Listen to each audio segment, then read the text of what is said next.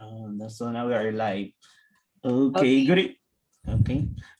Good evening, everyone, to all our IFNG members and as well as all viewers on Facebook and 35 participants right now on Zoom. So now we are on our final episodes of OET session with Niner. But I would like to say hi to my co-hosts and co-admins, GL and Marvin. Please say hi. Good evening, Hello, good everyone. Good evening, afternoon, everyone. Kelly. Yeah. Thank you for coming. Okay, so without further ado, let's welcome Mr. Pheelyp Aytona of Niner. Sir Philip, good evening. How are you? Good evening to everybody. Hi. Okay. So, as was introduced today, we would be today would be the final part of the trilogy of OET lectures that serve to provide an orientation, a very brief overview, really, about the different parts and subtests of the occupational English tests. If you're joining us for the first time today, what happened for the past few weeks is that we've had lectures on the writing subtests as well as for the speaking subtests of the exam. The productive skills, where you're expected to produce language, write a letter, and have a role play with a layperson. Today, we shift gears and we proceed to the receptive skills, the listening and reading. So, what's going to happen for the next 2 hours is we'll have a bird's eye view of what happens in these two tests. Just in case the OET, the occupational English test, is the English exam that you would be using or you would be needing in order to proceed in your long journey to go to another English speaking country. So again, the OET is an English speaking test geared primarily towards healthcare workers. If you're not a healthcare worker, maybe a more general English test, perhaps the Ielts, would be more appropriate for you moving forward. But I assume I'm guessing that quite a lot of you are nurses today. Let's have a show of hands. Who here are nurses? Let's have a quick show of hands. In the chat, perhaps. No?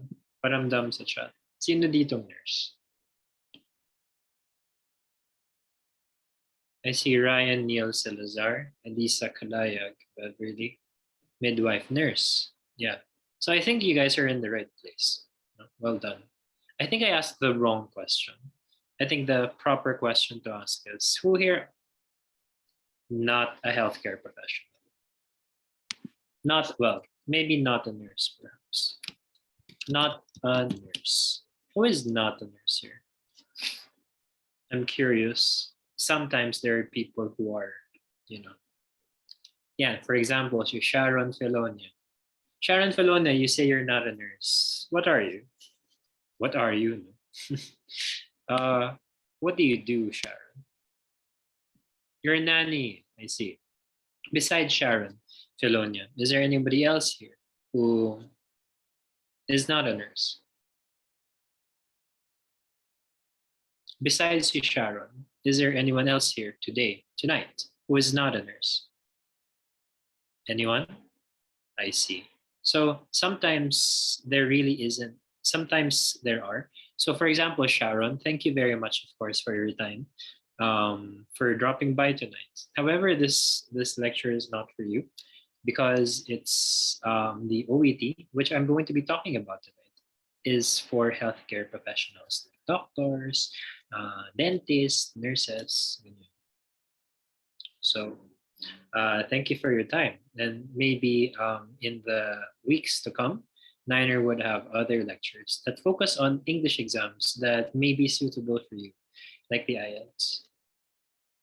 Okay, Sharon? We Sharon.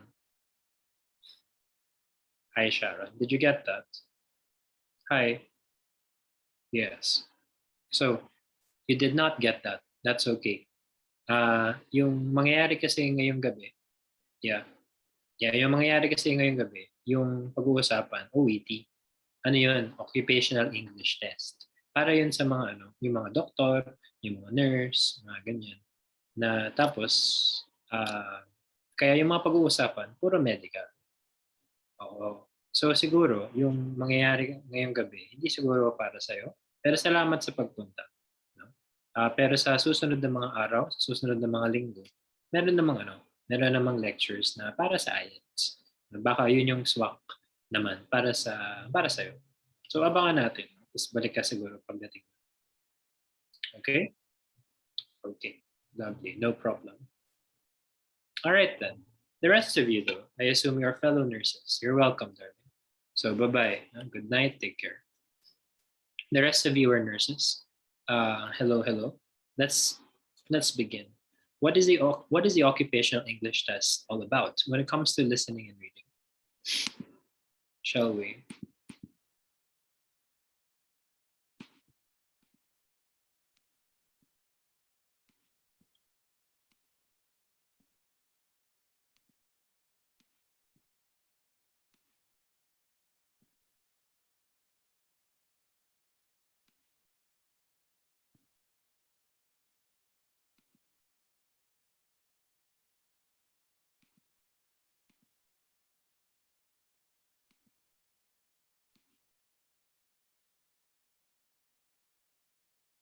Well, first of all, before we discuss listening and reading tests individually, I think it would be important for us to understand the context of these two tests in relation to the others. So in the OAT, there are four subtests. Oops. There are four subtests: listening, reading, writing, and speaking. Just like in all the other English tests that we are thinking about. Now, there are different ways of looking at these things. For example, itong si listening and reading. These two things are what you call receptive skills.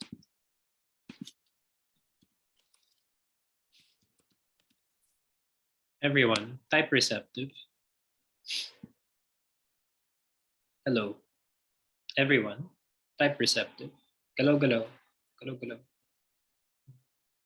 So that you remember these things. Receptive, correct. What's the root word of receptive? What is the root word of receptive? Receive, correct. So when you think about it, in listening and reading, these two skills, you don't have to produce language, but rather you merely receive language. Hindi mo kailangang umenglish, but rather ikaw yung ini-English. So in that sense, it's a lot more relaxed. It's relatively easier because you don't have to come up with your own English. When you think about it, in listening, the answer is said. Sinasabi yung sagot. At the same time, in reading, nakasulat yung sagot. The answer is written down. And because in listening, there is only one audio that you listen to. Just like in reading, there's only one text that you read. Ibig sabihin nun, that means that there's also only one answer. For example, multiple choice, A, B, C. If the answer is B, and then you wrote down B, then you have 1 point. On the other hand, if the answer is B, and then you wrote down C, then this means that you don't have the point. In other words, it is objective.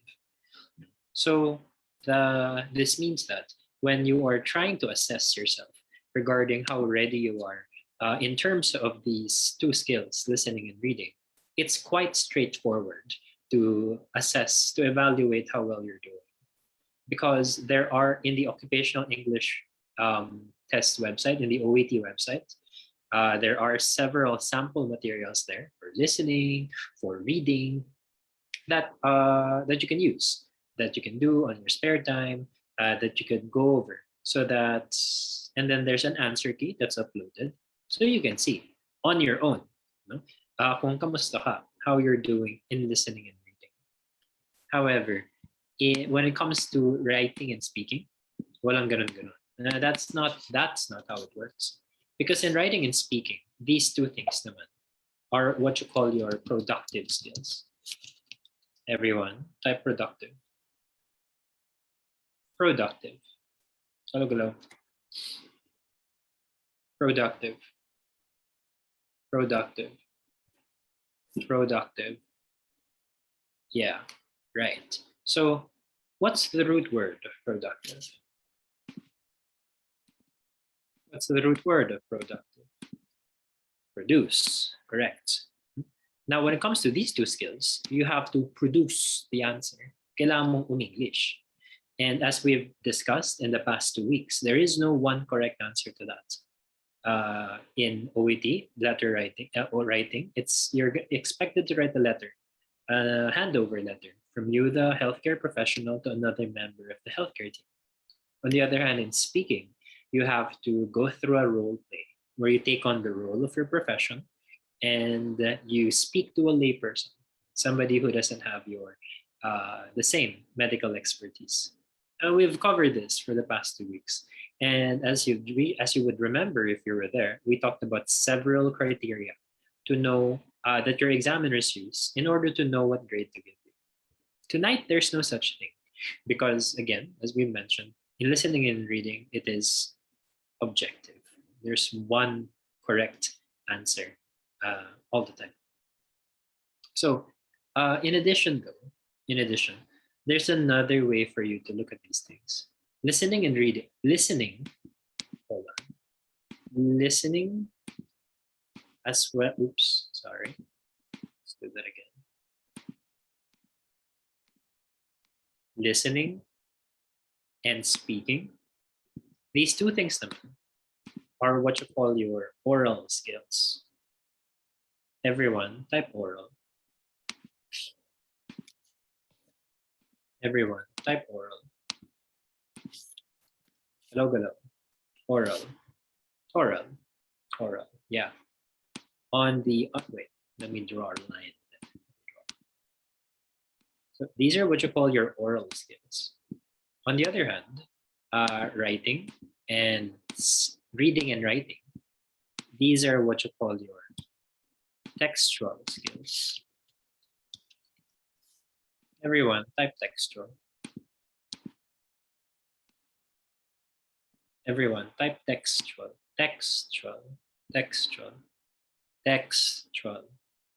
Yeah. Oh. So, I have a question. What do you think is harder? Oops. What do you think is harder, oral or textual? What you think? What you think is harder, oral or textual? I agree. I agree with you. Textual is harder because it's something that we don't practice quite as often as oral skills. For example, right now, you're listening to me speak in English, right? Is this it's you get practice in a way. You get exposed to English. You get exposed to English, to listening to English. So it's a skill that you do quite often. Do you speak English sometimes? Yes, you do. However, umamin, when was the last time that you read a book in English? When was the last time that you read an article in English, for example?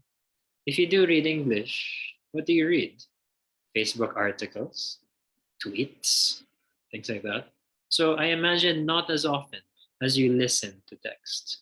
Right? Medscape is good. Medscape is an ideal resource for you to be exposed to different kinds of healthcare literature that would help you be familiar with the ideas, with the vocabulary that you would be encountering in all 4 subtests of the exam. It's a great resource and definitely should go for it. It's completely free. It costs 0 pesos. Definitely you should take advantage of this wealth of information. At the same time, writing. What was the last writing thing that you read? What's the last thing that you wrote in English?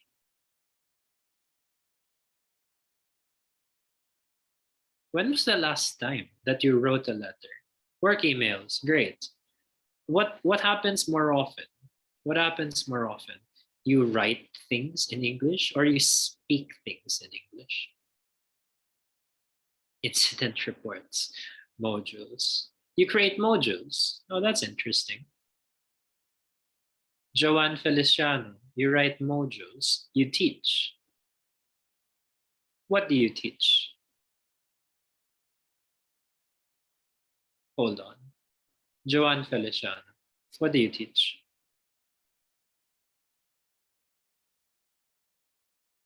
Joanne Feliciano, what do you teach?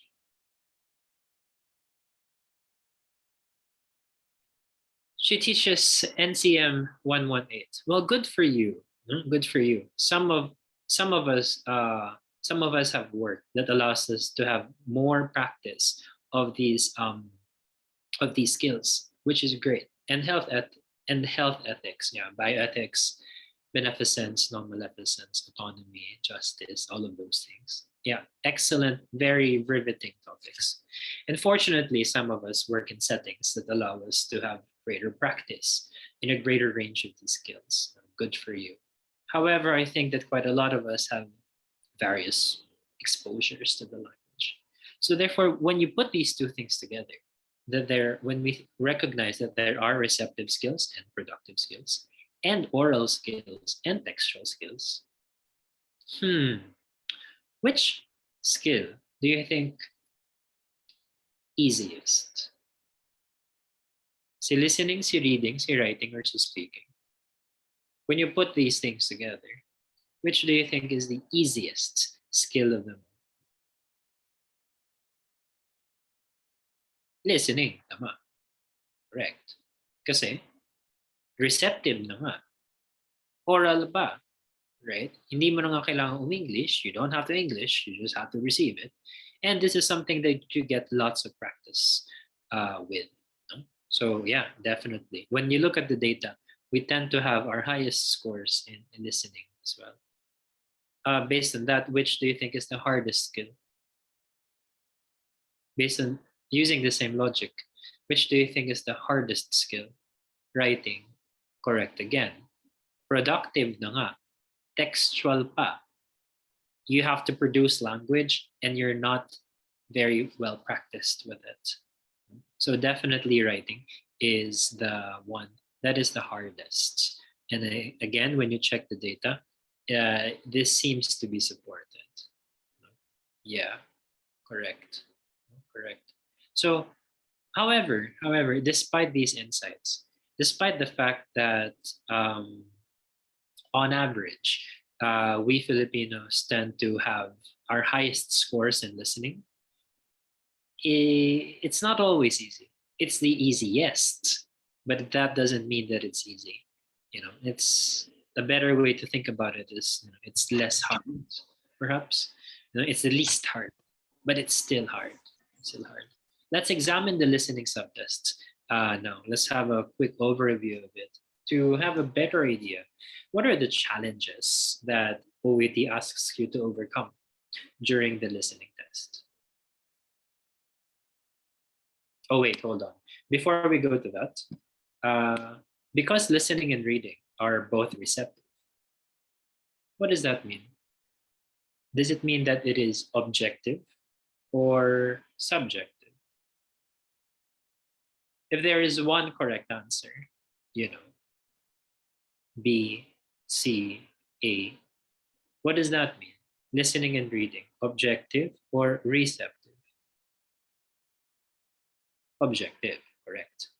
Now, both of these things, listening and reading, they're out of 42.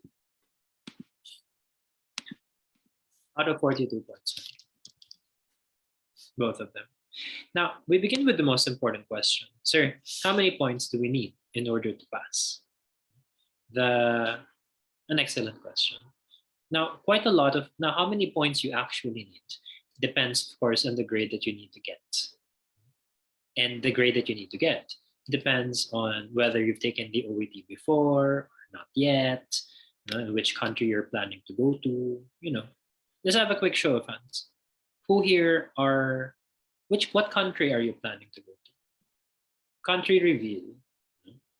Galaw. Which country are you planning to go to? I see 1 New Zealand, 2 New Zealand, the rest UK. Yeah. I see 1 Ireland, 1 UK or Ireland. but still most UK. I see one Australia. Tatlo na yung Ireland. Tatlo na yung New Zealand.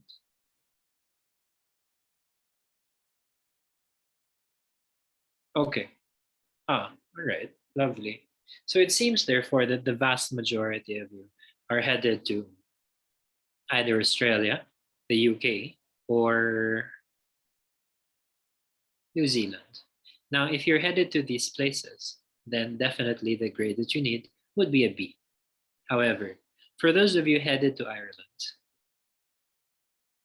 oh, hold on, I see United States. Moses Henry Vidal Magno, Kimberly Parajas, Juan Peralta. I see Canada, Spirio Tumlos, Atia Asan. Beverly Joy Sorias headed to the US. Miguel Labao is headed to Canada. Now, for those of you who are joining us, I think just now, the test that we're taking right now is the test that we're talking about right now is the Occupational English Test, the OET. The OET is a healthcare focused exam. And so far, as of right now, the exam is not yet accepted for Canada. And though the OET is accepted for some states in America, I believe that you're still going to be needing to take the Ielts for your visa screen.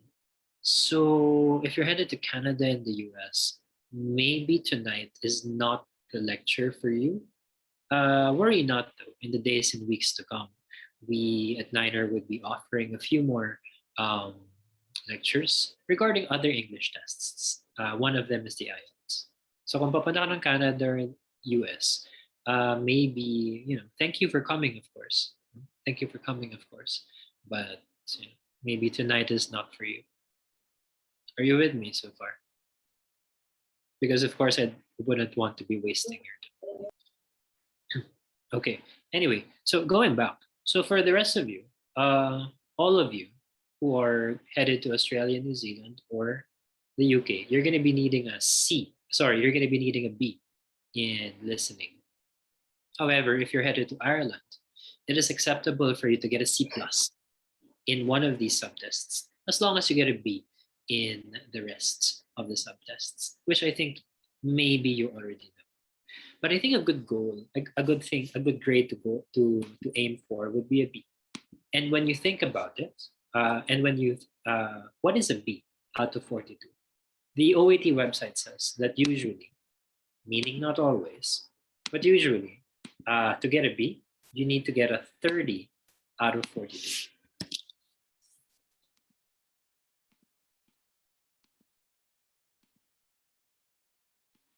"30 out of 42 gets you a B. Usually meaning not all the time. So wait, what's this?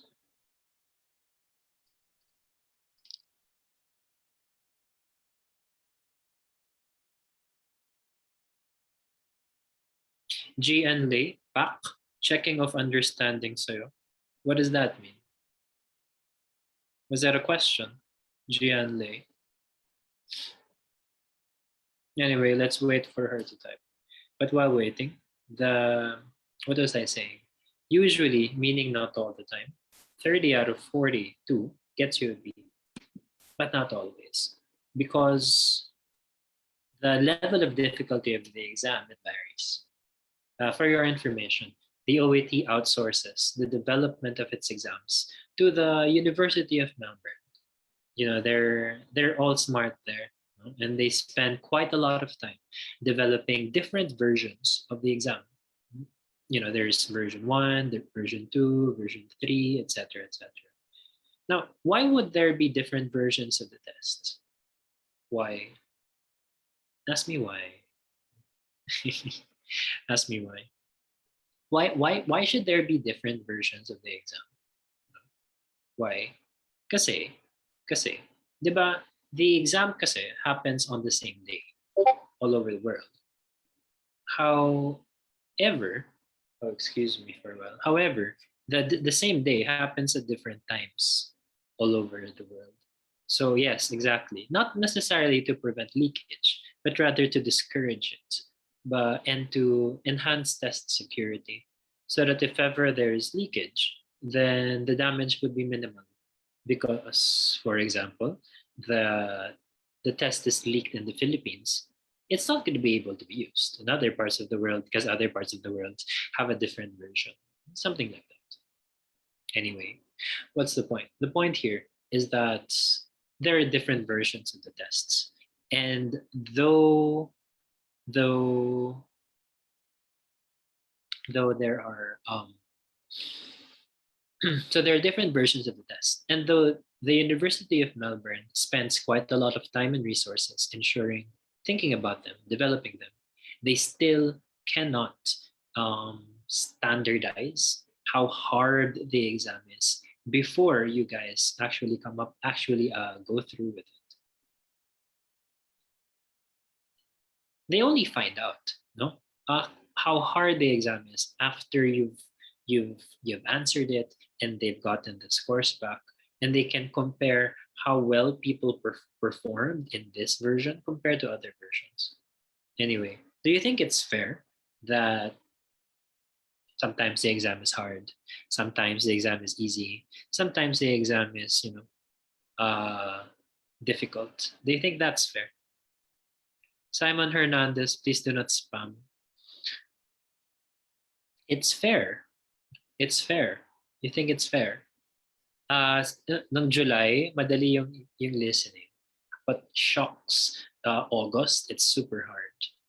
Gosh, this September, sakto lang. Then November, it's super easy again. Do you think that's fair? So magiging tsambahan yung exam, swertihan, no? Depende sa kabilugan ng buwan. So yeah, definitely not. That's not fair, because when you think about it, what they're trying to assess is how good you are, in the language. They're not trying to assess whether the exam is easy or difficult. You know what I mean? For example, one person, the reason he failed was because super difficult the version that he got. Another person, the reason he passed, apparently, was because he got the super easy version. What, in that case, what determined their passing or failing? Their ability or the exam? Guys, one person failed because he got the really hard one. One person passed because he got the really easy one. What therefore determined whether they passed or failed? Their ability or the exam? The exam, diba? So like, that's what you call like an extraneous variable. That's what you call a confounding variable, panggulo na variable. We're not trying to determine whether the exam is easy or hard. What we're trying to determine is whether you're good or not when it comes to English. Get. So, ganun na nga. That's how it goes. They cannot verify ahead of time. They cannot standardize ahead of time the level of difficulty of the tests. But of course, OET does want to control for this variance. Wait, what does that mean? OET does want to minimize the impact of this non-standardization. And one way it does that is by adjusting the grade boundaries, the equivalencies. So what does that mean? That means that if normal level of difficulty, to get a B, you need a 30. However, if it's like harder than usual, much harder than usual, then maybe you need perhaps a 29, or maybe a 28, no? To get the same score. On the other hand, if it's really easy, maybe you need a 31, or maybe you need a 32, so that you deserve that B. Para karapat dapat ka dyan sa B. You're with me so far?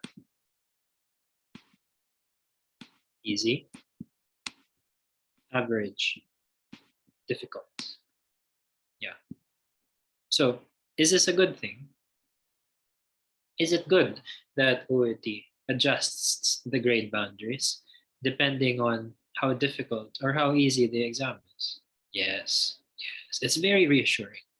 It's very good because it reassures you that your grade would be based on your performance, on your ability, not on fortune, not on luck. Kung kasang exam ka matapat. And that is very motivating as well. Of course, this is a simplification. The actual process is much more involved. It's much more complicated. But this is like the general idea. Therefore, let's see if you understand. In order for you to get a B, what grade out of 42 do you need?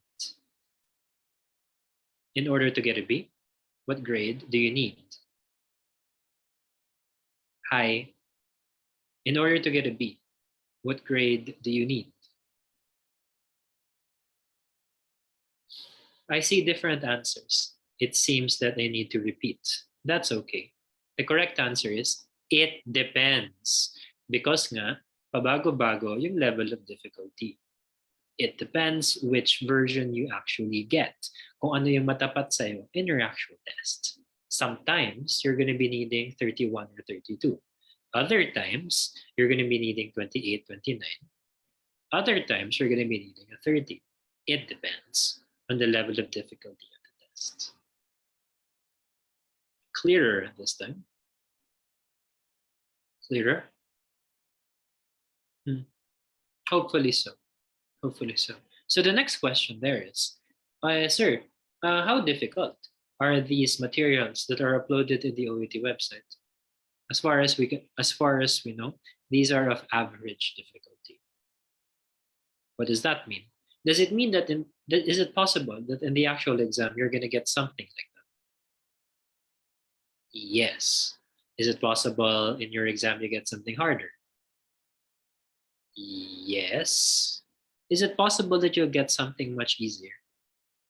Yes, then. The question that remains is, will it matter? Will it matter whether you get easy, average, or difficult during the exam? Will it matter whether you get easy, average, or difficult during the exam? Will it matter whether you get easy, average, or difficult during the exam? Okay, the answer is no, it will not matter. Can anyone tell me why? The answer is no, it will not matter. Can anyone tell me why? The answer is no, it will not matter. Can anyone tell me why? This is the whole point that we've been driving at. This is why OET exerts so much effort in doing so much mathematics to adjust the grade boundaries based on how difficult the exam is. Why would it not matter during your actual exam whether you get easy, average, or difficult? Correct, Erica Iris Castro, because as I have mentioned several times, they will adjust the bracket. They will adjust the grade boundaries. Para hindi nakadepende sa exam yung magiging final grade mo, but rather nakadepende sa ability mo. Yeah.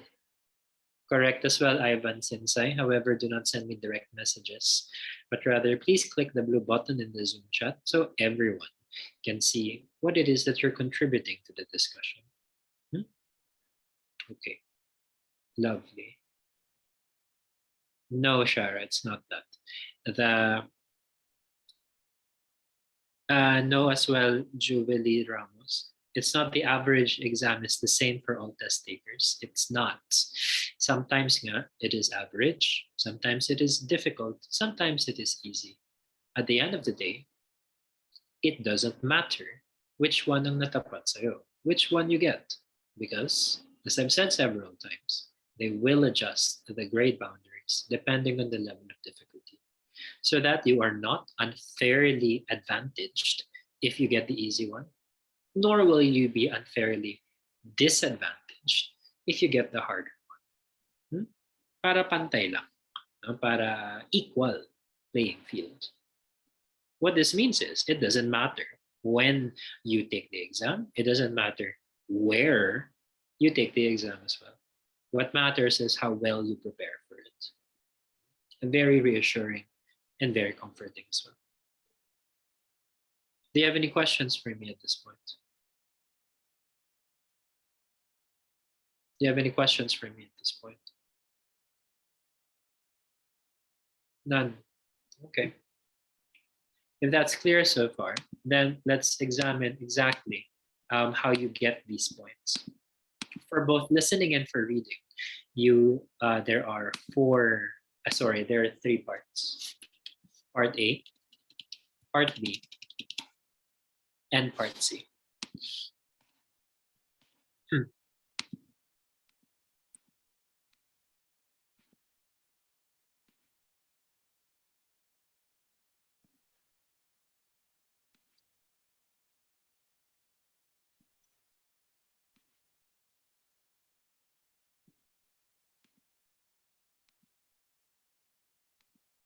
For listening, let's talk about listening first.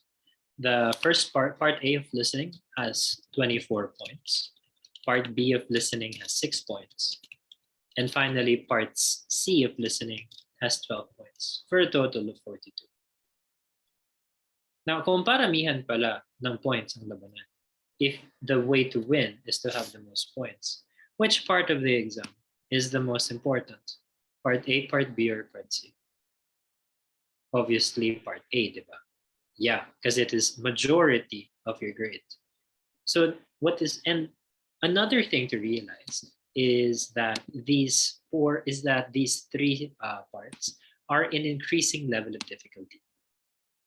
In Filipino, pahirap ng pahirap. It becomes harder as it goes along. There are three parts because we listen in different ways. In part A, for example, what you're being asked to listen for here is specific information. Everyone, type specific information.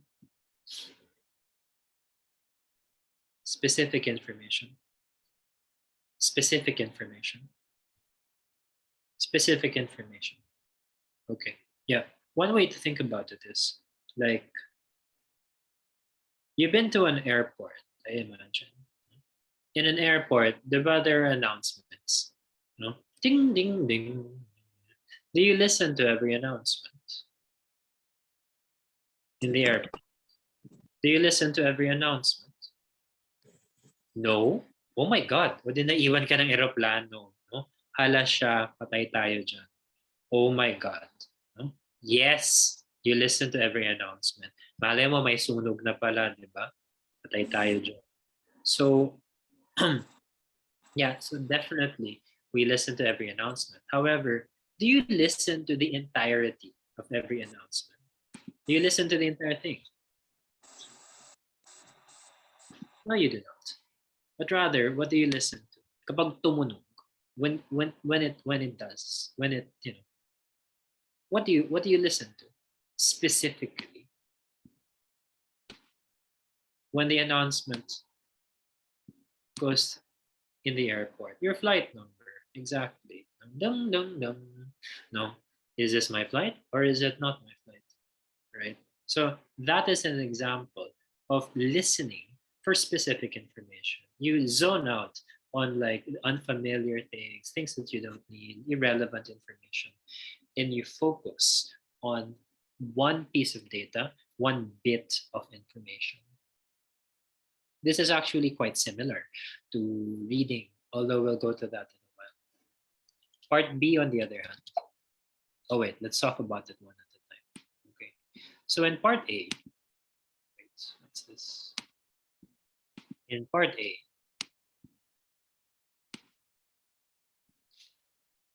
what do you get? No?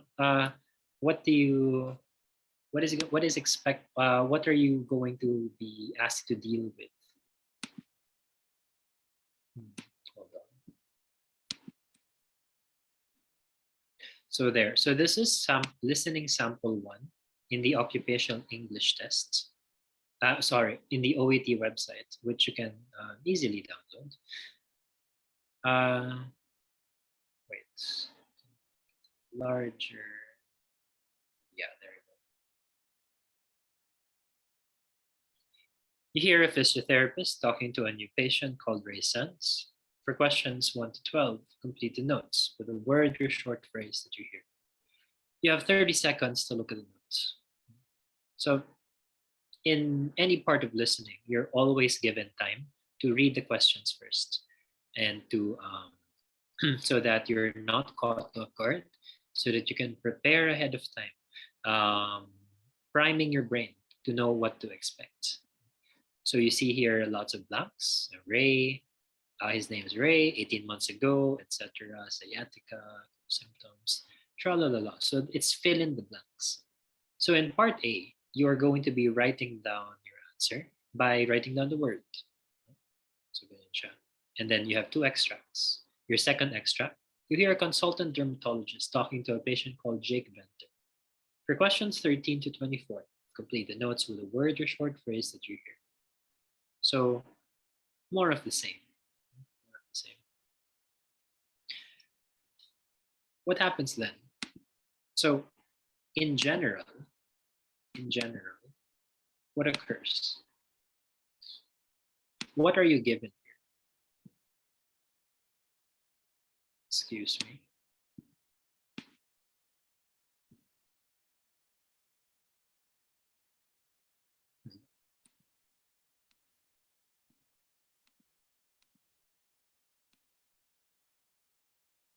Here in listening part A, what you're given are dialogues.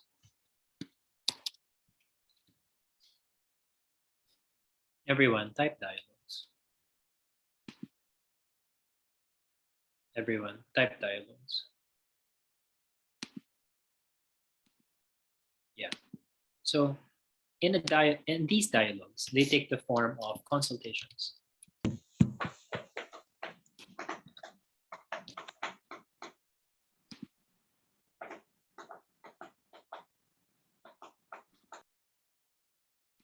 These dialogues, they take the form of consultations. And there are going to be 2 of them. So consult 1 and consult 2.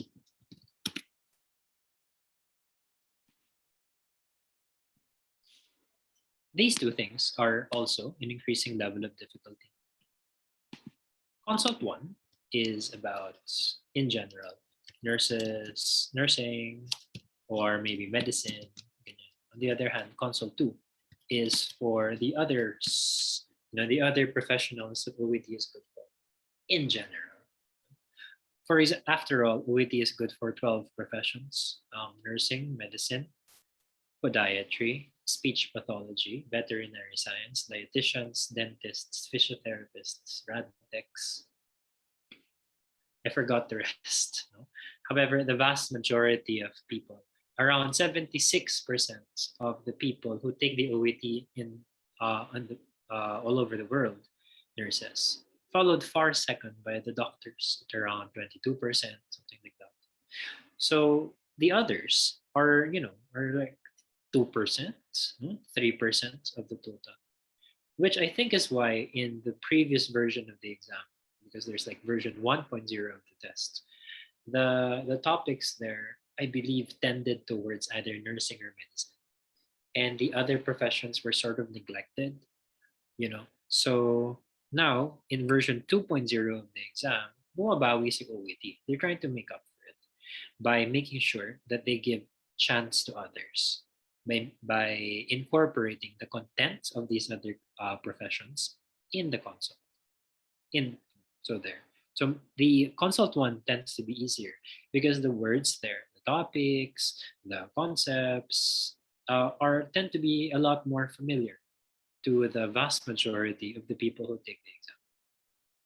Let's have an example. Let's have a quick example.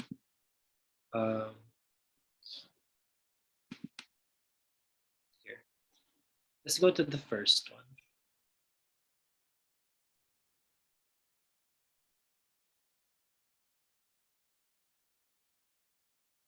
For example, for number 3, what is our keyword for number 3? Guys, what's our keyword for number 3? Guys, what's our keyword for number 3? Pain, correct? And described. Can you give me words to describe pain? Can you give me words to describe pain?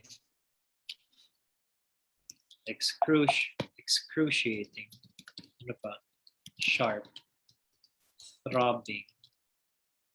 Rebounding. Rebound pain. Okay. What else? Tingling. Radiating. Shooting. Stabbing. What else? Dull. Correct. May pain nga, Christine kay Hesita. What else? Crushing pain. What else? Uy, ang dami nun. Can you give me other kinds of pain? How would you describe pain? Nawala pa dito. Chronic. Okay, Sagittarius. Phantom. Burning. Correct. What else? Mild, severe, intense. What else? What else? Uy, ang dami pa nun. What are other ways to describe pain? Pins and needles. Okay. Cramping. Localized. Correct.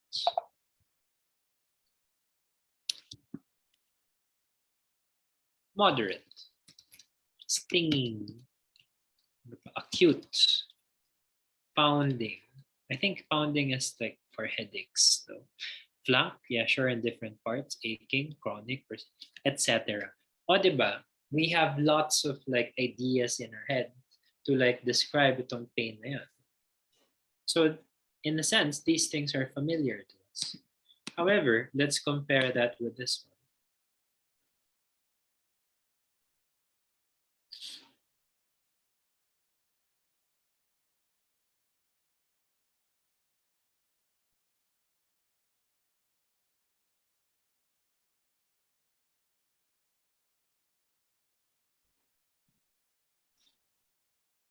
Neuropathic, that's correct.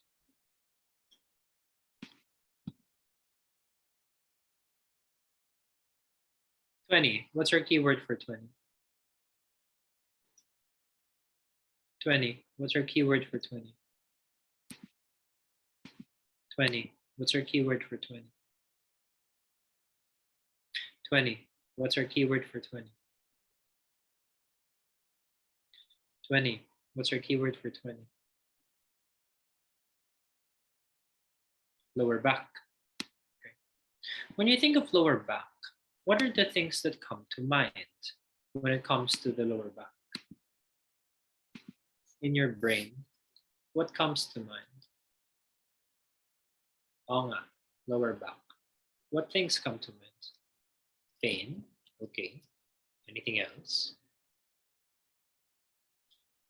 Skin problem, numbness, lumbar, trauma. What else comes to mind? Lower back. What else comes to mind? Fracture, discomfort, UTI, kidneys, ache, etc. Somewhat less, diba? Parang it's less familiar. We've definitely heard of it before, but maybe not as compared to the first one. Parang ganun.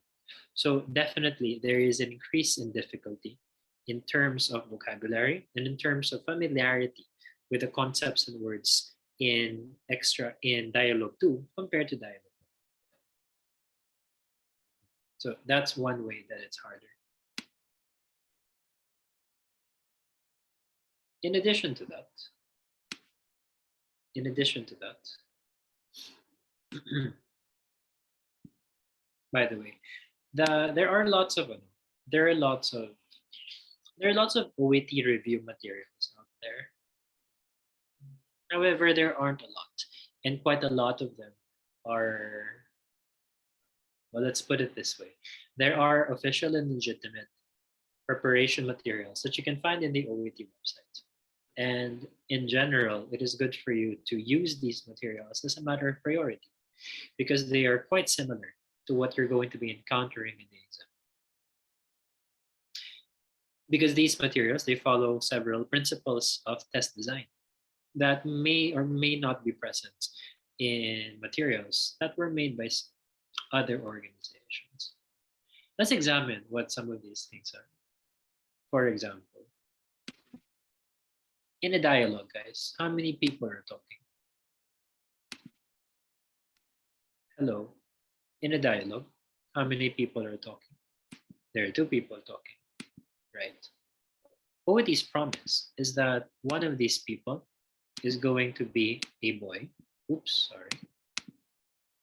OET's promise is that one of these people is going to be a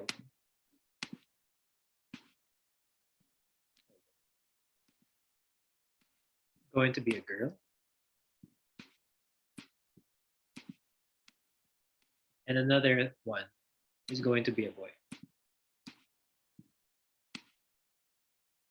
Why? Ask me why.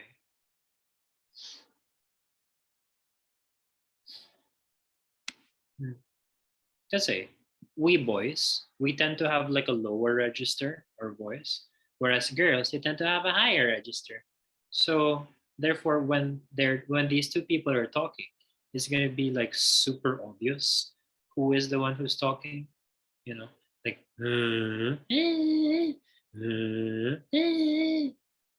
because if, for example, these are two guys or two girls, it's possible for people to be confused. Who is the one who's talking? Which, when you think about it, never happens in the real world. OET, after all, measures real life skills. And in the real world, when you're face to face with someone, do you ever get confused? Who is the one who's talking? Like sa totoong buhay, kung magkaharap na kayo, do you ever get confused? Who is the one who's talking? No, never. That never happens.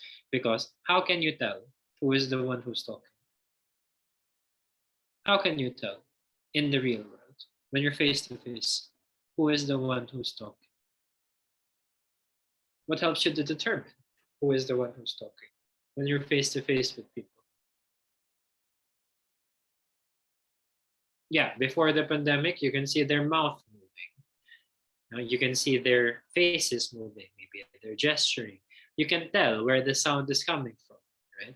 So in order to replicate this as much as possible in the exam, OET makes sure that there will always be a boy and a girl whenever there are two people who are speaking. Another consideration that OET gives is this. Let's take another look at the official material.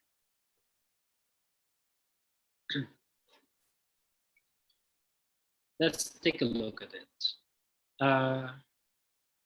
When you examine it, when you take a look at this, how do you think would the notes be written? How do you think would the notes be tackled? Top to bottom or left to right? How do you think would the notes be tackled? Top to bottom, or left to right? Guys, what you think? Tama, left to right. That's correct. They're gonna do it left to right. And based on that, if you do it left to right, you know that you're gonna be hearing 13 first, then you're gonna hear 14, then 15, then 16, then 17, then 18, then 19, then 20. The order that you see it in the paper will also be the same order that you're going to be hearing it. Never is it going to be that you hear, for example, never is it going to be that you hear 13, then 14, then 16, then 15, then 17. Like, wow, no? Tumatalon, jumping. That never happens. Because in the real world, do we write things in the order that we hear them? In the real world, do we write things the order that we hear them? Of course we do. We do not jump, but rather we write them down in the sequence that we encounter them. So that's one. Another thing, in addition, visualize. You're listening to the recording. You're listening to the recording, the consultation, etc. When you hear the answer, what do you do? When you hear the answer from the recording, what do? You write it down. When you're writing it down, are you listening to the audio? When you write it down, are you listening to the audio? Yes or no? No, you're not. Of course not. You multitask, or really? Really? Let's think about it. Listening, what kind of skill is that? Receptive or productive? Listening, what kind of skill is that? Receptive or productive? Receptive. Next question. Writing, what kind of skill is that? Receptive or productive? Productive. So ibang-iba talaga yan. These are two totally different things. And your brain cannot do two things well at the same time. Therefore, should you be, this is a listening exam, right? Do you think that you should be punished for not listening to the recording? It's a listening exam. Do you think you should be punished for not listening to the recording when you're writing down the answer? No, of course not. Kasi this is exactly what you're being asked to do.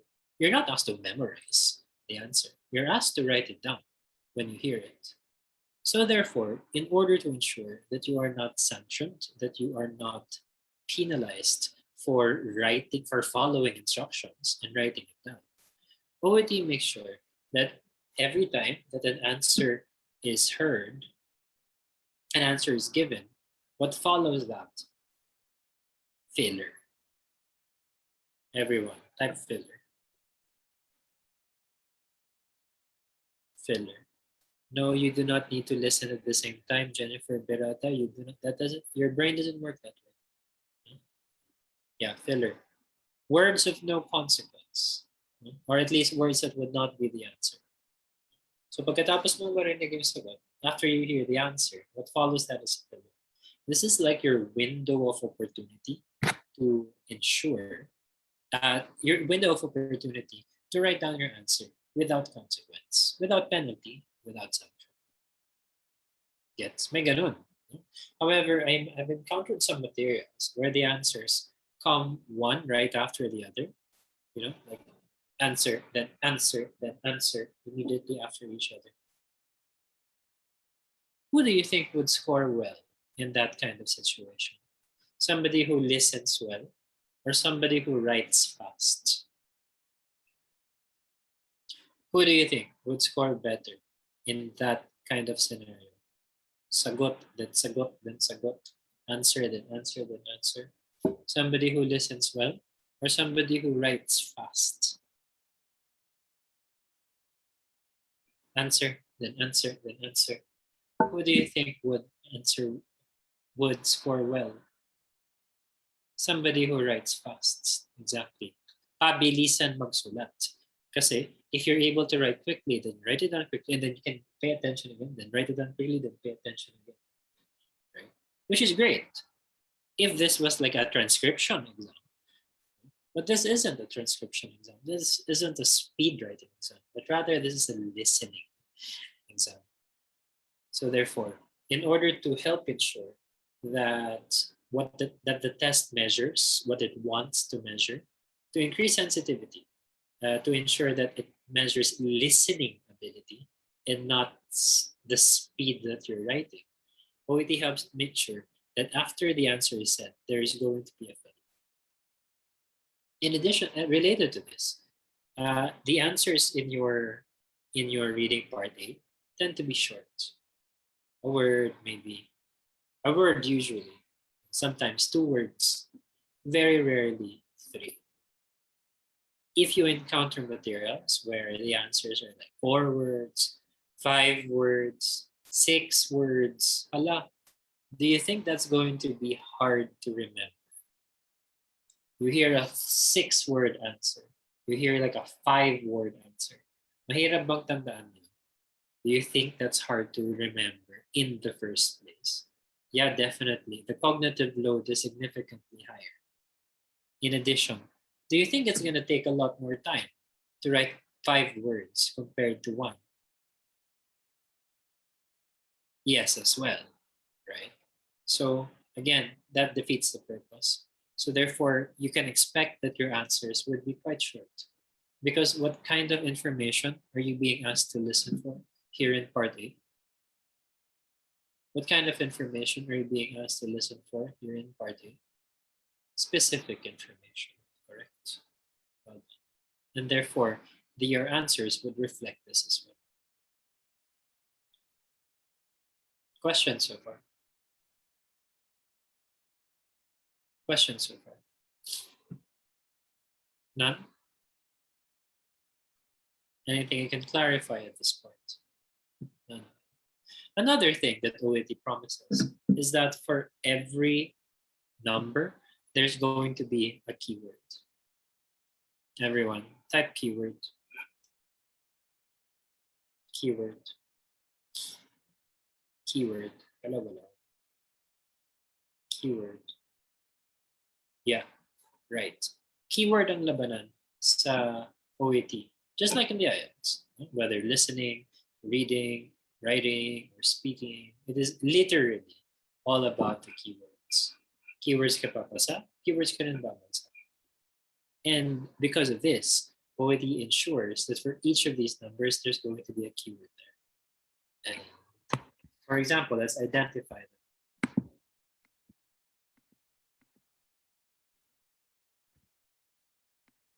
And preceded by, then, up, plus, GP describes, etc. etc.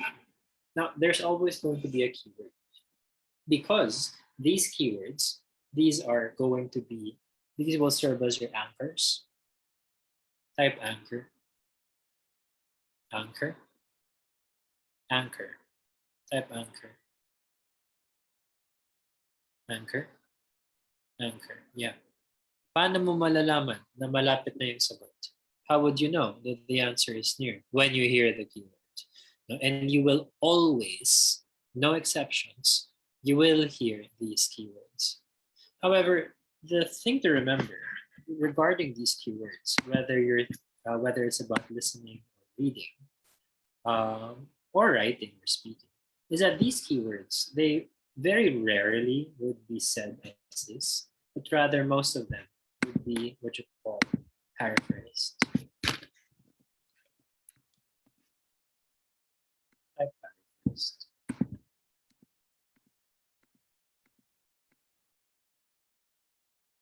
Type paraphrased. Move. Type paraphrased. Hello. Type paraphrased. Yeah, cool. What does paraphrased mean? Ibig sabihin, what does paraphrased mean?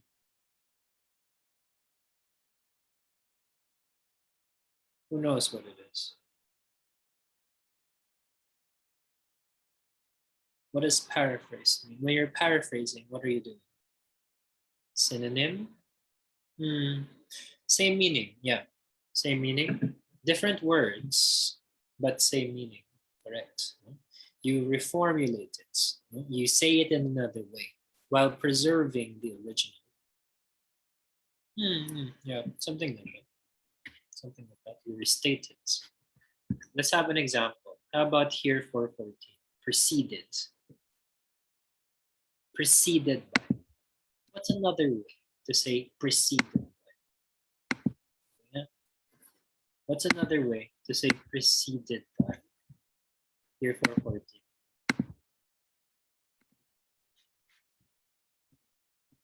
Load by.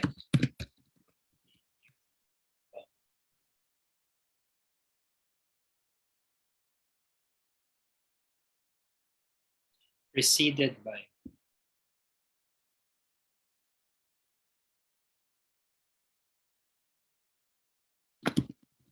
Anything else? Preceded by.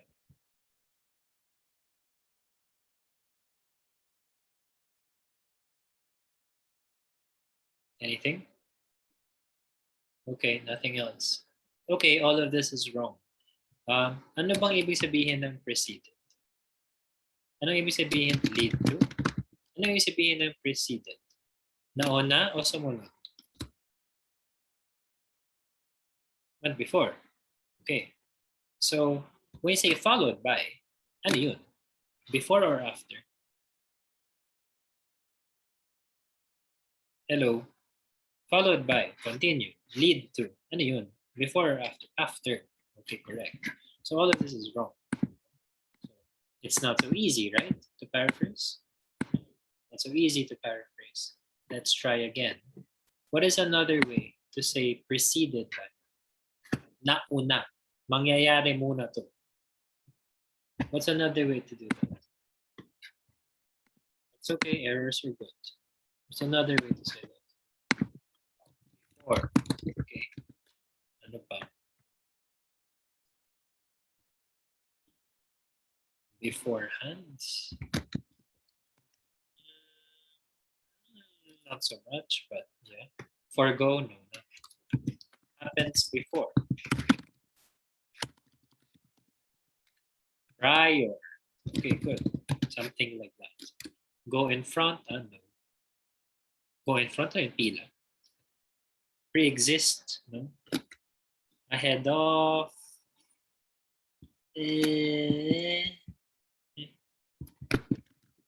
sure about that. After which. No. That's antecede. Okay.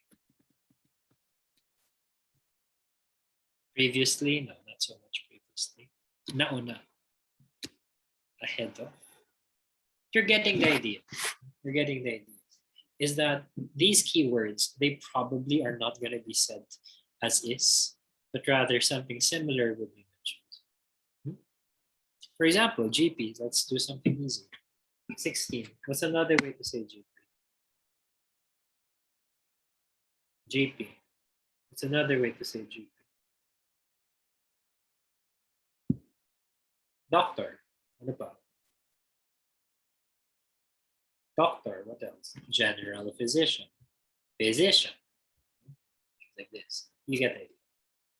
So yeah, so it's important for you during the time that you're given before the recording begins for you to really pay attention to these keywords. And you're gonna notice, gosh, ang dami niyang keywords. And that's why, diba, more stimuli, more retention. So it's important that you don't just look at these keywords, but, mark them down as well. Mark them as well. Pwede naman kasing sulatan. It's okay to write down it's okay to mark the paper. So bilugan mo, underline, etc. Put a box around it. That's fine. Actually, what's even better, you look at it, you encircle it, and also say it softly to yourself. Maybe, because visual, kinesthetic, auditory, the more stimuli that you use to remember, para tumatak sa coconut, the easier for you to remember these things as well. And just looking at the screen, you can see, oh my gosh, ang dami ng keywords. Now, I see a question here from Jubilee Ramos. Sir, is there any instance of OET reuse their previous exam questions, or is it always new? Well, actually, I think what matters there shouldn't be whether OET reuses or not, but rather whether you are genuinely competent in the skills that they are testing you for. I think you would agree, no? Because let's think about it. If they do reuse the materials and then you pass because you reviewed using materials, using these materials ahead of time. So bakit ka pumasa? Did you pass because you were competent or did you pass because you cheated? Hello. So when you think about it, if they do reuse and then you pass because you prepared using materials that you encountered ahead of time, o bakit ka pumasa? Did you pass because you were competent or did you pass because you cheated? Because of cheating, exactly. And I think that, you know, it matters that you are genuinely competent. I think you would agree because before anything else, doing well in doing well in the exam is a matter of safety. Everyone types safety. Everyone types safety. Everyone types safety. Yeah. I mean, safety nino. Safety mo. Safety nino.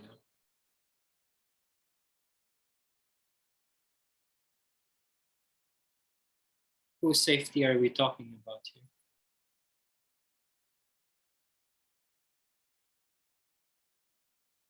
Whose safety are we talking about here?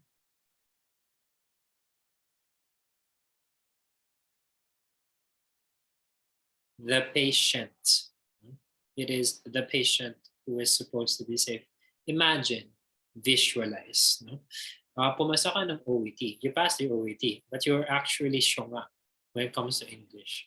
So, you're the person when someone's endorsing to you, you can't understand their accents because they talk like this. Therefore, you could become confused regarding what is actually said to you. Therefore, you make mistakes. For example, you cannot speak properly and you miseducate someone. They can't understand what you're saying. They make mistakes. For example, ikaw yung syonga who has poor reading comprehension and cannot read the chart properly. You're gonna make mistakes. You're the one who has poor writing skills, and you cannot put things in the chart properly. Then other people would make mistakes. So, it's important that if you pass the OET, that you deserve it, that you are genuine, that you genuinely have the skills that they're trying to assess. You cannot be the weakest link in the healthcare team because you have poor language skills. Amen. Kasi hindi naman tayo librarian na kapag nagkamali tayo, walang nasasaktan. When we make mistakes, people get hurt, people die. Right? Therefore, as a matter primarily of safety, it is important that you are genuinely competent in these skills: listening, reading, writing, and speaking. Because these, together with other skills, of course, would help you to practice the profession in a safe and competent way. So therefore, the question of whether OET reuses previous versions or always comes up with new versions all the time is irrelevant because you're supposed to actually be good at these skills and you pass the exam because of that, not because you cheated. Amen. Amen. Baka multuhin tayo ni Florence Nightingale, bigla na lang may lady with a lamp, masunog kung nasan ka man sa Inglaterra. Multuhin ka ng mga pasyente mong namatay dahil syunga ka sa English. Mga ganyan-ganyan. Charot. So yeah. I think that answers that question. Going back. So we've discussed several things regarding reading part A. Listening part A, I'm sorry. And one thing that I think is important for us to discuss is how generous they are is how lenient they are when it comes to writing down your skills. When it comes to evaluating your your oops, when it comes to evaluating your answers, they're quite generous.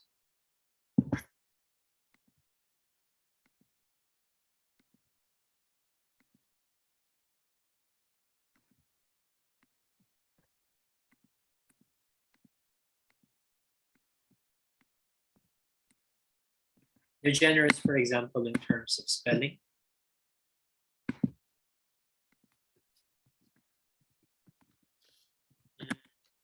Of course, if you misspell grievously, that's a minus. However, if it's like a minor spelling error, then it's okay. For example, everyone, what is diarrhea? Spell diarrhea. Spell diarrhea. The American way, the one that we're all more familiar with. Diarrhea. Yeah, correct. Diarrhea. Question, kung ginawa mo 1 hour lang yan, gets mo pa rin ba? I mean, do you still understand what the word is? Yes, you do. Next question. Is it close enough to the original? Yeah, it's close enough. So therefore, you still get a point for that. O diba? So may ganun. So they're actually quite generous. However, of course, if it's quite low, if it's quite far, like pneumonia, spell pneumonia. Pneumonia, spell pneumonia.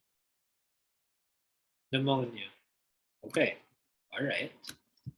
So pneumonia, that's fine.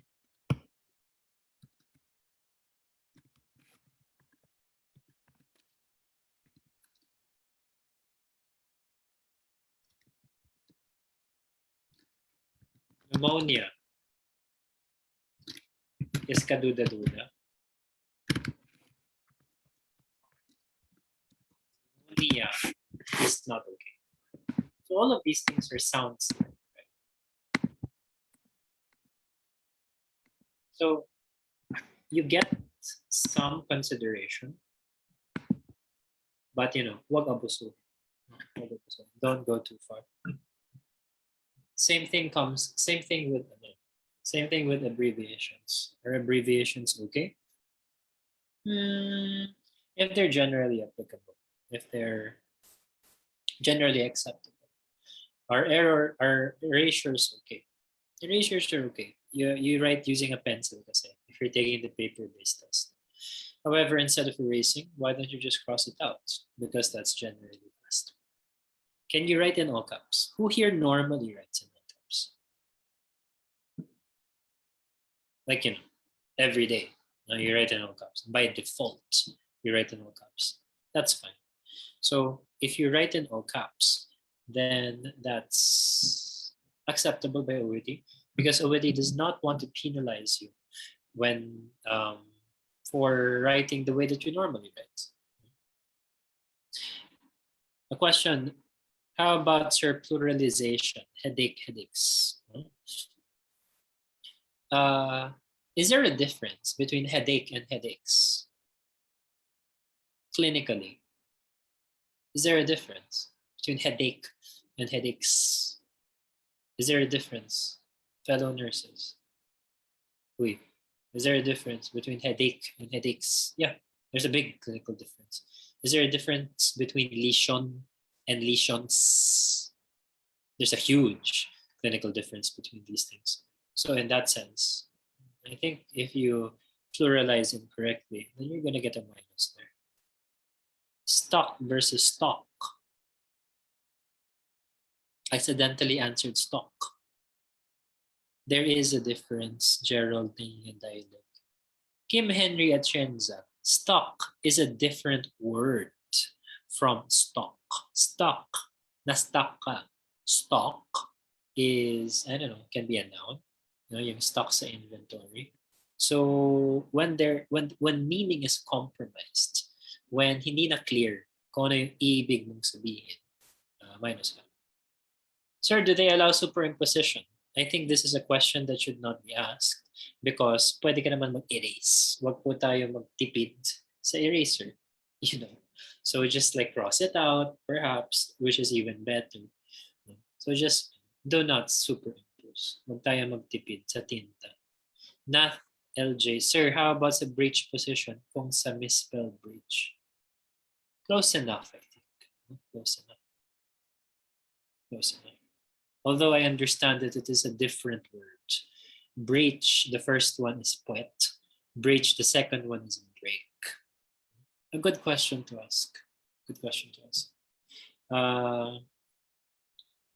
Sounds like, but it's a different word. I think you get a minus for that. I think you get a minus for that because meaning is compromised. Yeah. So there. So know the spelling para hindi na natin problem. So that's part A, specific information. Majority of your points. Part B, on the other hand, is different. Part B, you're no longer listening for a word or two, but rather what you're listening for is the gist. Everyone, type gist.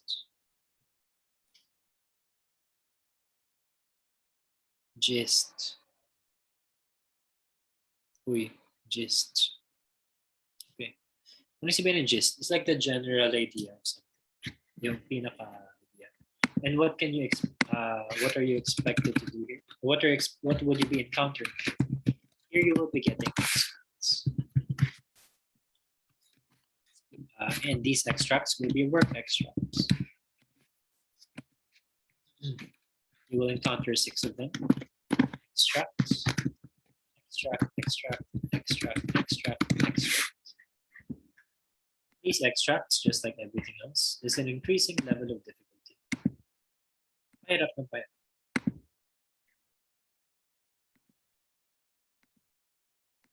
These first 2 things are relatively easy. These last 2 things are relatively.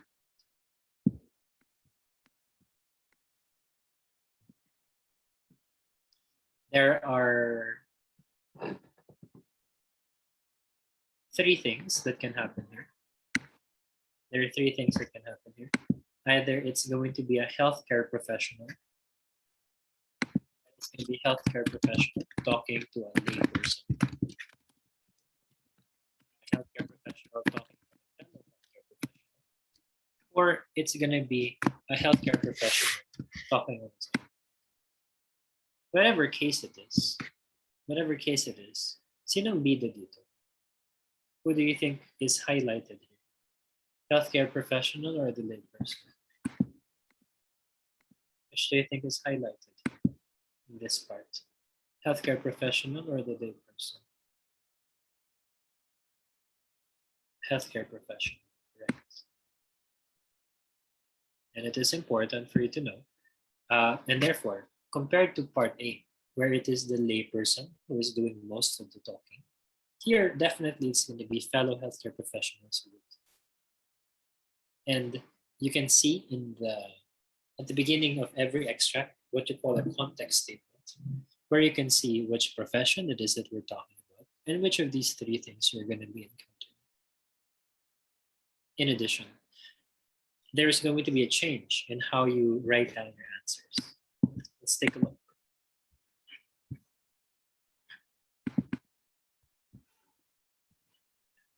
Pagdating dito sa part B, when it comes here to part B, you're going to see it is fill in the bubble. It's Cantron. It is just like our board exam, where you have to completely fill in the circle. And when now a few things regarding the circle, you should completely fill it in. Yeah, like the instructions here show. You should completely fill it in. So let's completely fill it in. Something like that. Not like this, but something like that. In addition, what he asks us to imagine a box around these bubbles. Specifically, one line of the box is immediately before the first line of the choice. that. So let's create a box. Boom.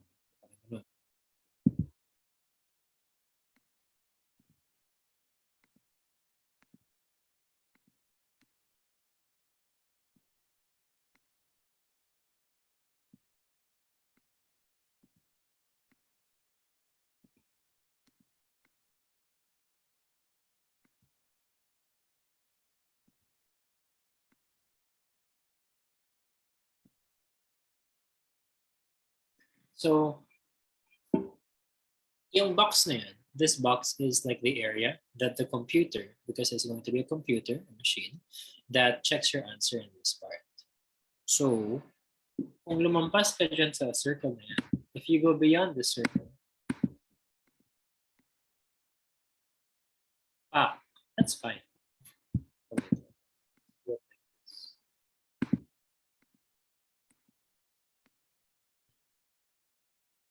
You go beyond the circle, that's fine. That's fine. This is not fine because you would be like trespassing into the, into the imaginary box of another choice.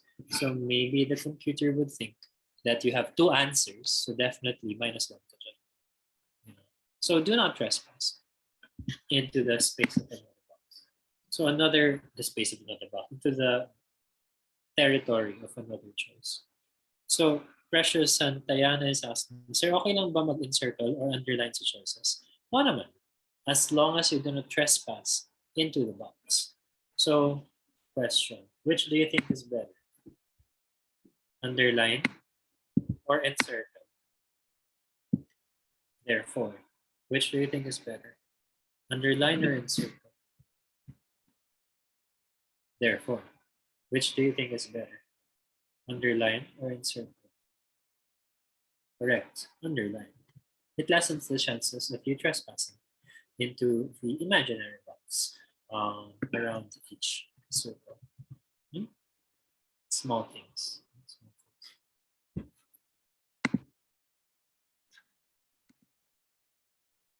There's more to talk about, of course, but let's keep it simple.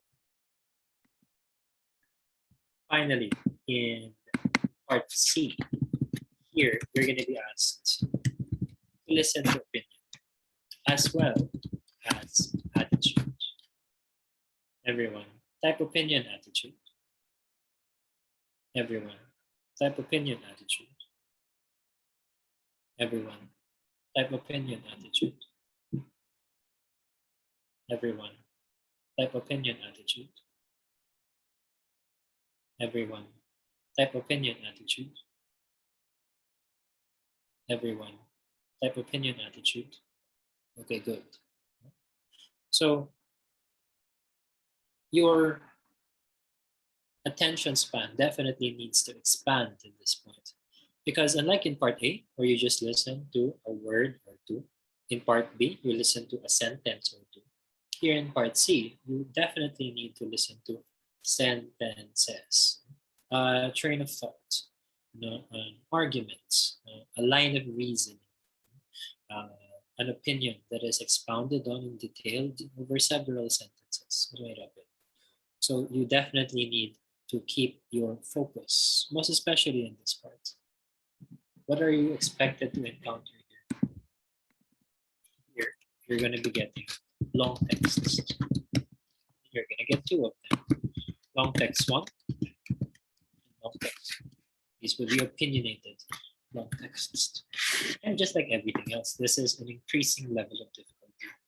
Long text 1 is hard. Long text 2 is harder. Long text 2 is definitely the hardest thing that you're going to be asked to listen to here in the exam. In fact, yung long text 2 na yan, almost always it's going to be about research.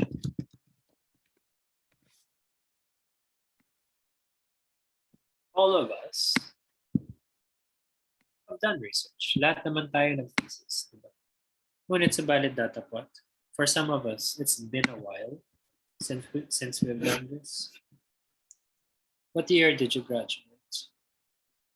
Nursing school. What year did you graduate nursing school? Ako, 08 ako. 2008 from UST. How about the rest of you? 13, 9, 8. I have a batchmate. 2012. What year did you all graduate? 6, 12, 2011, 2011, 2012, 2009. Yeah. So clearly, it's been a while. It's been a while. No one graduated last year, for example. No one graduated 2 years ago. Wow, my 1996. Naks, siya na. So there. So it's been a while. Do you regularly read research to keep updated with advances in your field? Ganyan.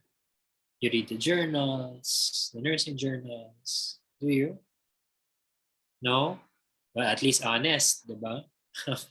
And this is something that OET knows as well. OET knows that quite a lot of people, they do not keep up with advances, which means, of course, that their practice is based on superstition, tradition, authority, instead of data, instead of evidence.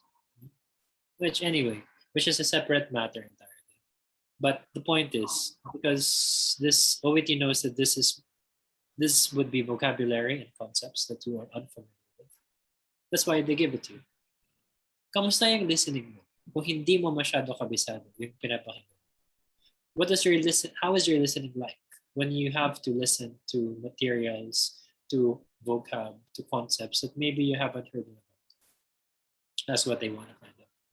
And that's why mananadya sila. That's why they will deliberately, usually, offer research there in the last minute. However, nothing prevents you from being better prepared than the average person by reading up about research. Have you heard of Medscape? I think Medscape was brought up earlier. Yeah, to keep updated with the latest development. I think quite a lot of us have been doing a lot more reading and research ever since the pandemic has started, because we are all trying to make sense out of what's happening, to exert some measure of control over the many things that are happening in order to keep us from feeling helpless and to be updated on things. Definitely do Medscape. www.medscape.com. Or is it .org? What's that Medscape? It's free. It costs 0 pesos. They will send you articles in your email. You can click which areas, you can select which areas you would like to be updated on. Diabetes, nephro, communicable diseases, pulmo, cardio, whatever. So it's definitely a good idea for you to read up, not only for OET, but also for the things that will follow. After all, after you pass the OET, lilipad ka na ba? Like, are you gonna fly away already? Yun na yun. After you pass your exam. After you pass your English test. Is that it? Are you gonna fly away already? Definitely not, right? What are the other exams that you need to pass before you fly away? To Inglaterra, for example. The CBT. Okay. If you're headed to Ireland, the aptitude test. In the UK, you have to pass the OSCE when you get there. And the CBT and OSCE are knowledge tests. Although the OSCE is a knowledge and skills test. So you can see that reading up definitely hits more than one bird with one stone. Ang dami mong mahihit na dapat mong ginagawa. So basa-basa pag may time. You definitely do need to read up in order for you to expand your vocabulary, because it's hard to paraphrase when you don't have the words in the first place, but also to allow you to keep up with discussions regarding these topics. So basa-basa po. Now, opinions are going to be expressed in these long texts, but at the same time, sometimes you will be asked to listen to attitudes. Type attitude. Type attitude. Type attitude. Type attitude. Yeah, attitudes. Some words have different connotations. A lot of words are neutral. However, some words are either positive or negative. Let's have a quick example. What are words with a positive connotation? I will begin. I will move it. Heal, recover, heavenly, benefits,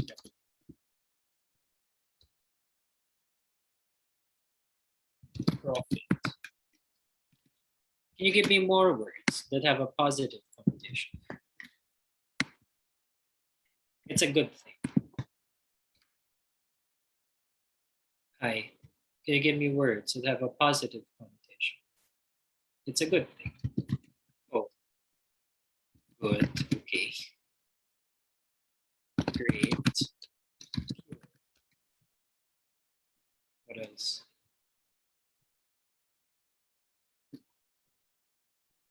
Way positive. Give me words that have a positive connotation. Relief. Okay. Increase? No, not necessarily. If your viral load increases, is that a good thing or a bad thing? Increases, neutral. Improve, correct. Grace. It's accept, not so much. Agree, not always. Improve is already mentioned. What else? 3 more. No, not normal. Healthy. 2 more. Productive. Success.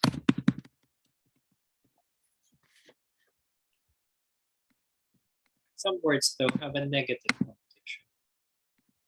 I will begin. I will move it. Death. Art. Damage. Hellish.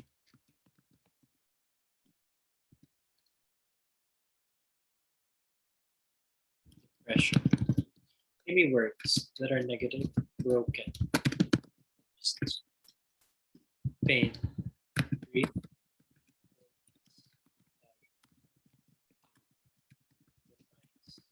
Horrible.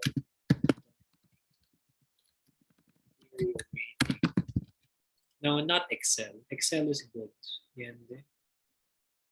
Ruin.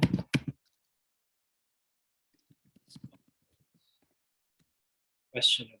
Curse. Devastated.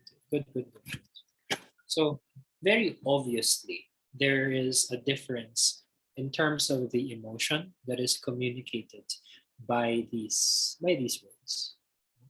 However, some words are neutral. Neutral. Give me neutral words.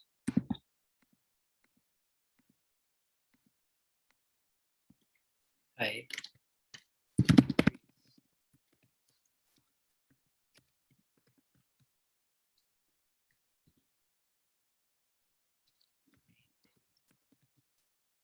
Not okay. Normal. Passive, not so much. Even no, skeptical is negative. Stable, no. Stable is positive. Fine, fine is positive. Neutral. High. Okay. What else?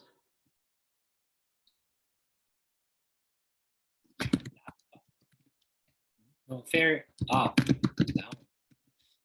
No, not slow. Ball. For example, human.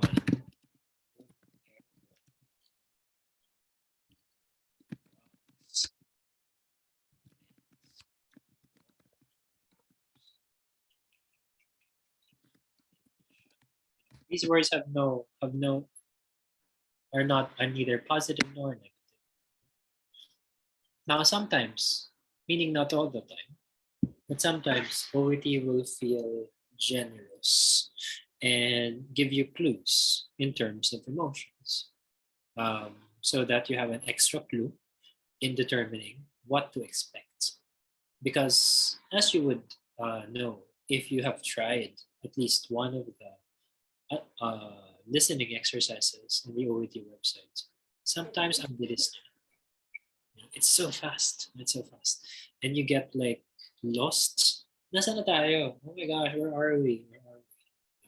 So the key to avoiding that from happening is, is by priming your brain to accept what is going to happen, by anticipating what is going to happen next. And if you know the emotion that is going to be communicated next, then you have a better chance of doing that. Let's have an example. Let's have one example so that you have a better understanding of this.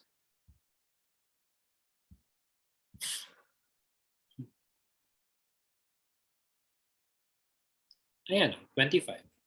You hear a nurse briefing her colleague about a patient. What does she warn her colleague about?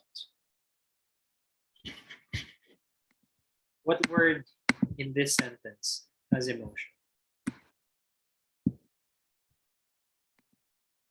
What word in that sentence has emotion? Very obviously, the word warn. So, positive or negative? So what's that? Positive or negative? So ano yun? Positive or negative? Negative. Correct. And therefore we know what to expect here. Allergic. Yun ba yung warning niya?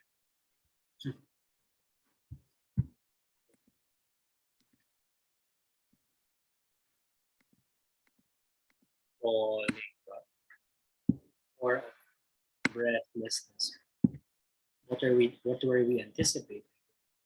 Yet it makes your life easier because it gives you an additional clue to know what to expect. Are you getting it? You're with me. So tada! So parang ganyan yung listening. There are of course more things to talk about, but which we discuss in class. But we can keep it here for now. Do you have any questions regarding listening? Anything you can clarify? Anything you're curious about before we proceed to reading? Any questions? Anything you're curious about?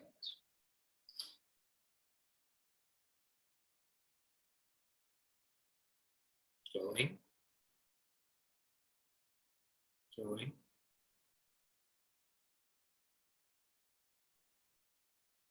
Gone. Okay. Let's talk about reading.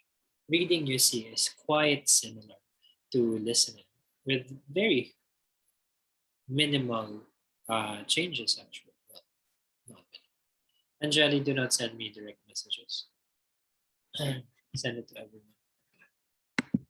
One of the major differences between listening and reading is how it's divided.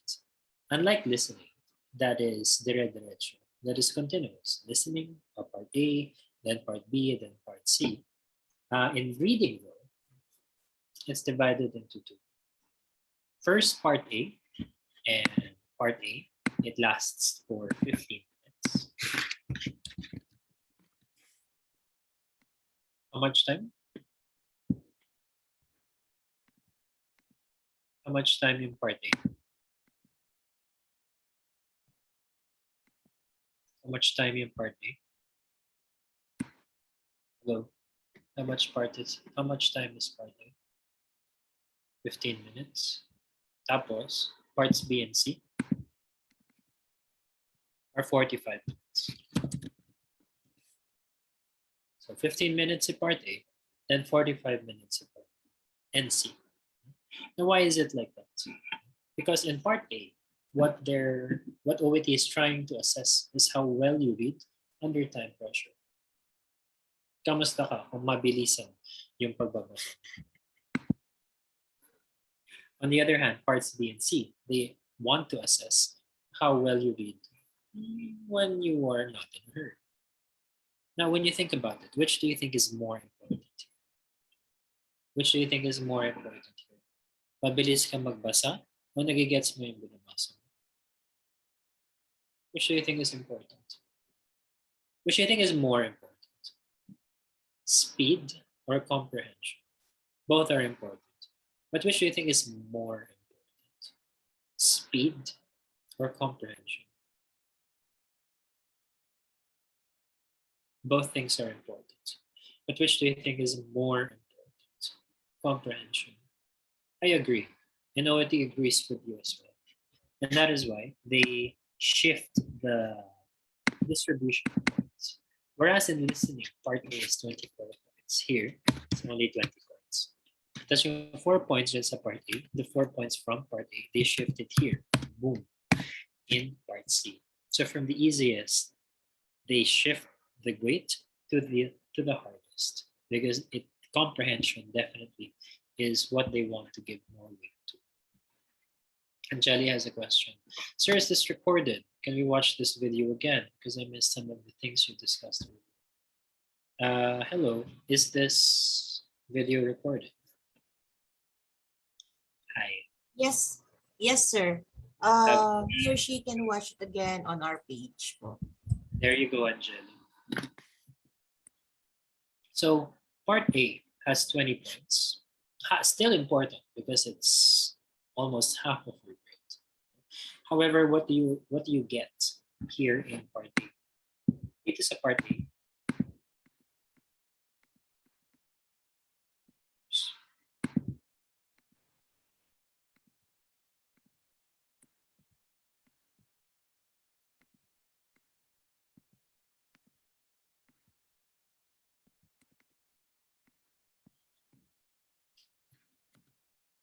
Here in part A, what you get are references.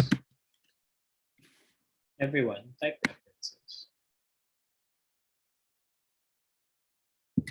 References. Type references.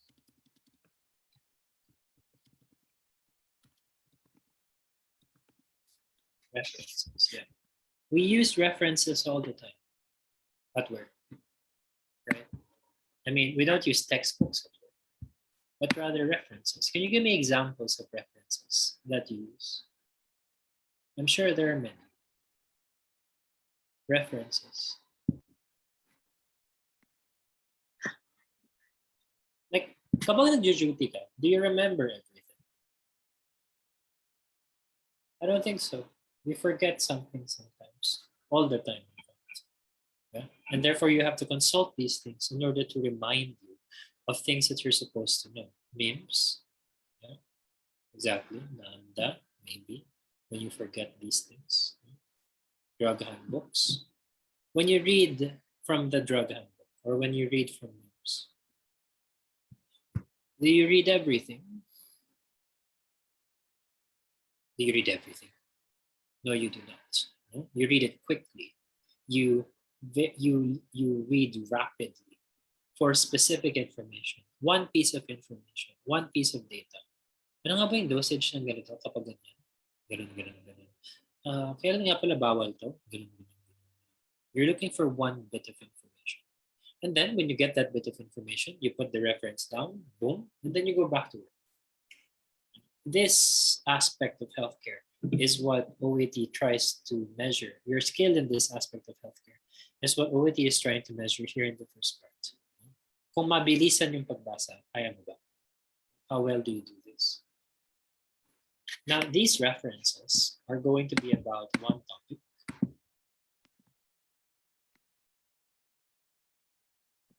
that is accessible to all the 12 professions of OET school. Maybe about vaccines or dengue or something.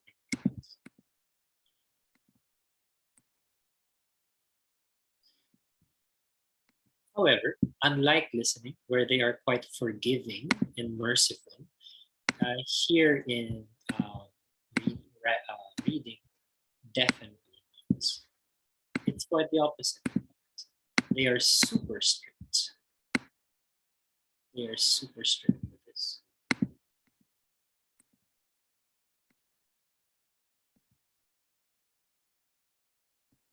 Spelling has to be 100% correct. No room for error.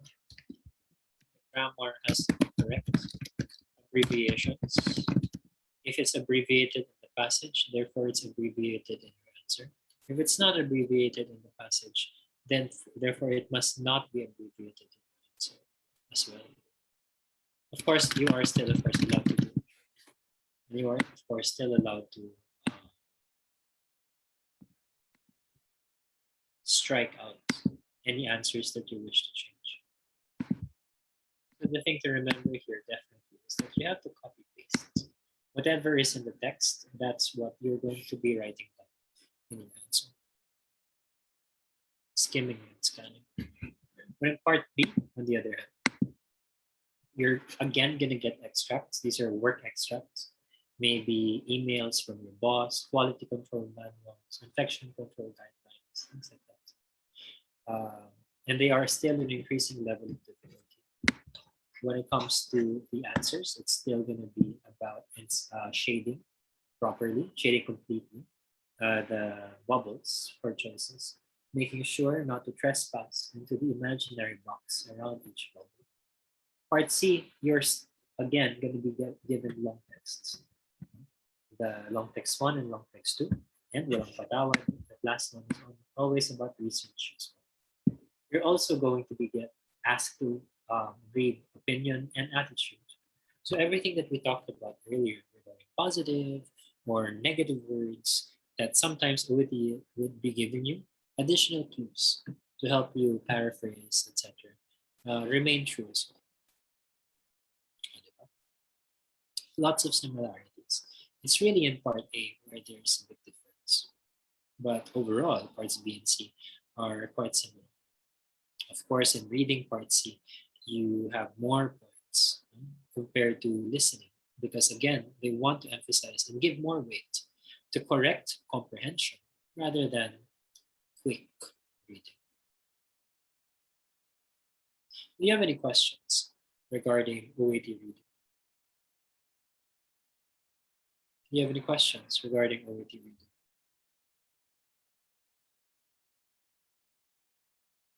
Any concerns? Anything you're curious about? Anything I can clarify for you?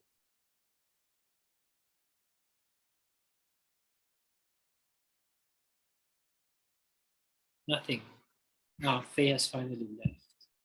All right. So, if you have no more questions, then I'm very glad that you stayed so that you'd be able to make a more informed choice whether the OET is a good option for you moving forward in order for you to get your English certified to be at a high enough level for you to register in the country that you want to go to. We here at Niner have been helping people to prepare well for their English tests for quite a long time. And if you choose to prepare with us, we would be happy to help. Okay. Thank you again, guys, for having me. Goodbye. Okay, thank you, Sir Pheelyp. So from IFNG, so we would like to thank you for sharing us your expertise with regard this English aptitude exam. So I think most of us were enlightened on what exam another exam that they can take aside from Ielts for their professional journey in the European country or UK or in Australia. So thank you, Sir Pheelyp. You're welcome. Thank you, Niner. Bye. Good night.